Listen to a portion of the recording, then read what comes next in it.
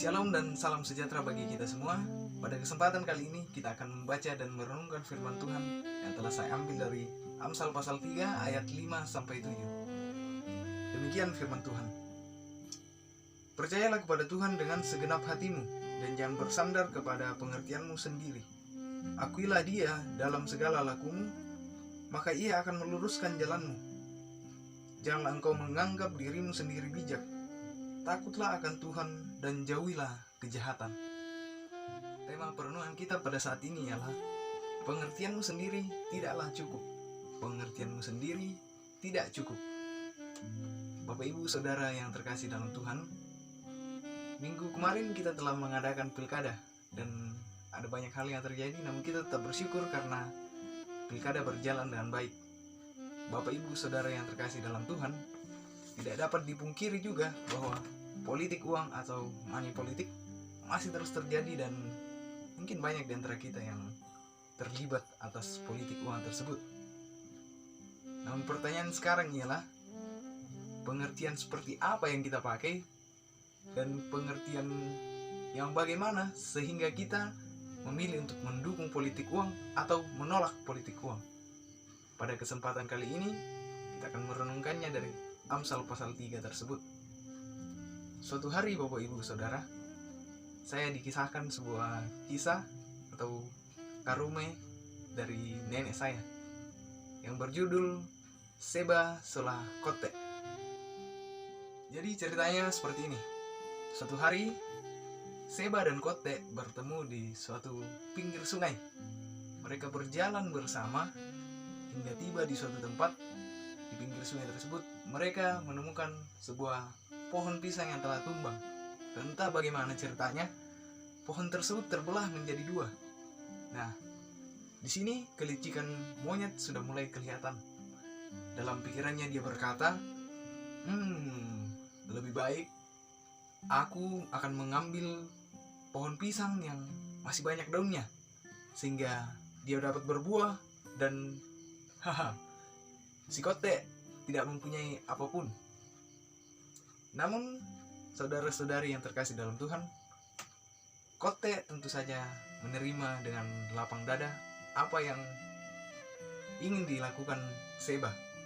Hingga suatu ketika, mereka menanam pohon bagian mereka masing-masing. Kotte menanam bagian pangkal pohon pisang, dan Seba menanam bagian yang masih banyak daunnya. Ya, singkat cerita, mereka kembali ke tempat di mana mereka menanam kedua pohon pisang tersebut. Namun sayangnya, pohon pisang milik Seba kering dan mati, tidak tumbuh sama sekali. Karena bagaimana bisa tumbuh? Itu kan pucuknya. Tidak mungkin pohon pisang bisa di-stek. Ya. Dan hebatnya, pohon pisang milik Kotte sepertinya tumbuh sangat lebat dan berbuah bahkan siap untuk dipanen. Nah, di sini Kotte merasa sangat bangga karena pohon pisangnya siap untuk dipanen. Sayangnya dalam hati Seba, dia berkata, "Wah, aku sangat sial kali ini karena pilihanku ternyata salah." Namun, timbullah rasa iri hati dan dengki dalam diri Seba, sehingga mulai merencanakan hal yang jahat. Lalu Seba berkata kepada Kotte, "Kotte, bagaimana kalau aku memanjat pohon pisangmu, sehingga aku dapat memanen buahnya dan memberikannya kepadamu?" Ya, Seba mulai memanjat pohon dan tibalah dia di pucuk pohonnya dan duduk di sana sambil menatap Kotte dengan mata liciknya. Dia tertawa melihat Kotte dan mengatakan kepada Kotte, "Kamu sangat mudah ditipu, Kotte. Aku tidak akan memberikan sedikit pun dari buah pisang ini." Singkat cerita, Kotte hanya diam dan melihat Seba dengan ketamakannya yang sangat menyebalkan itu. Lalu Kotte berkata dalam hatinya, "Ya, sepertinya aku akan pergi. Karena untuk apa aku di sini? Seba tidak memberikan apa-apa kepada saya." Lalu Seba mulai kekenyangan. Apa yang terjadi? Dia hendak turun, namun sepertinya dia salah berpijak sehingga dia tercebur ke sungai. Ya, lucu sekali. Sepertinya karena kekenyangan, perutnya mungkin kembung, lalu dia salah berpijak dan terjatuh ke dalam sungai. Seba hanya bisa berteriak, minta tolong kepada Kote karena dia tidak bisa berenang. Bagaimana dia bisa berenang sedangkan perutnya buncit dan kekenyangan karena memakan habis semua pohon, semua buah pisang yang telah ditanam oleh Kote. Sambil berteriak, Seba mengatakan, "Tolong Kote, tolong, lamuna, aduh, tapi senorong Kote, tolong saya Kote." Karena timbul rasa kasihan dalam diri Kote, dia tergerak oleh dorongan kasih, maka Kote menolong Seba. Nah, dari kisah tersebut kita dapat melihat dengan jelas pilihan yang kita ambil tentu sangat menentukan apa yang akan kita peroleh. Seperti Seba, mulai dari awal dia telah salah memilih. Dia memilih bagian pisang yang tidak akan mungkin tumbuh, sedangkan Kote memilih dengan baik. Dia memilih tunas pisang yang tentunya dapat tumbuh dengan baik sehingga berbuah. Yang kedua, kesalahan Seba, dia karena ketamakannya, dia salah dalam memperlakukan Kote. Andai saja dia mau berbagi dengan Kote, andai saja dia tidak dikendalikan oleh keserakahannya, maka Seba tentu saja akan selamat dari bencana yang ia hadapi. Yang ketiga, kita bisa melihat dengan dalam cerita ini Kote telah memilih pilihan yang sangat baik. Dia memilih menuruti belas kasih. Ya, dia tergerak oleh belas kasihan untuk menolong Seba yang hampir saja tenggelam. Nah, begitu pula dalam pembacaan kita saat ini, saudara-saudara.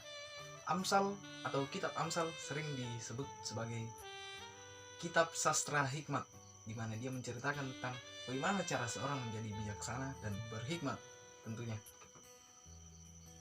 Dalam Amsal pasal 1 jelas dikatakan, takut akan Tuhan adalah permulaan pengetahuan, tetapi orang bodoh menghina hikmat dan didikan. Dari pembacaan kita dapat melihat dengan jelas bahwa pengertian atau hikmat yang ada pada kita harusnya disandarkan pada pengertian Tuhan sendiri. Ya, Tuhan yang menjadi pusat atau dasar segala hikmat yang kita miliki. Sehingga apapun yang kita lakukan, apapun yang kita pilih, apapun yang kita pikirkan, harusnya sesuai dan seturut dengan kehendak Tuhan.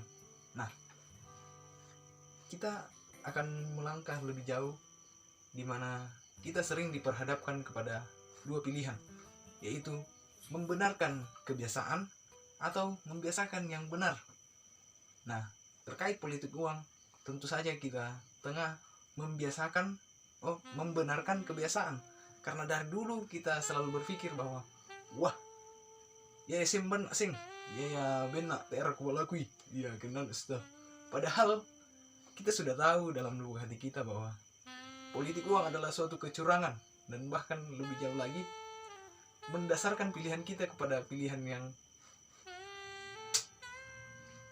curang tentunya sangat disayangkan, karena seharusnya dasar pilihan kita terhadap suatu partai politik atau calon legislatif adalah dari backgroundnya, dari apa yang diharapkan ke depannya tentang masa depan daerah kita.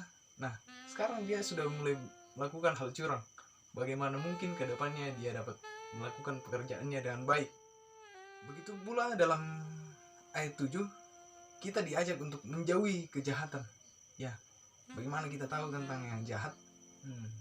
Tentu kita harus mendasarkan semuanya pada kasih.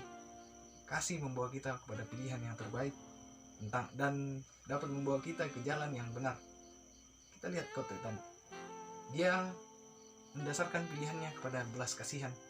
Dia mendasarkan pilihan yang akan dia lakukan, tindakan yang akan dia ambil, dia dasarkan kepada kasih. Nah, Bapak Ibu saudara-saudari yang terkasih dalam Tuhan, setiap saat dalam kehidupan kita diperhadapkan kepada banyak sekali pilihan, mulai dari makan apa ya besok, mulai dari tidur, bangun pagi, kita selalu dihadapkan kepada pilihan. Dan sebagai orang yang percaya kepada Tuhan kita Yesus Kristus yang telah menebus kita dan mengaruniakan Roh Kudus kepada kita, harusnya kita mendasarkan pilihan kita kepada firman kebenarannya, sehingga apapun yang kita lakukan, kita selalu menoleh kepada terang kasih Kristus yang bersinar dalam hati kita melalui kuasa Roh Kudus. Bapak Ibu Saudara yang terkasih dalam Tuhan, orang pintar mengetahui banyak hal. Orang bijak mengetahui apa yang akan dia lakukan. Namun lebih daripada itu, orang berhikmat akan mendasarkan dan menyandarkan pikirannya kepada Tuhan. Amin firman Tuhan.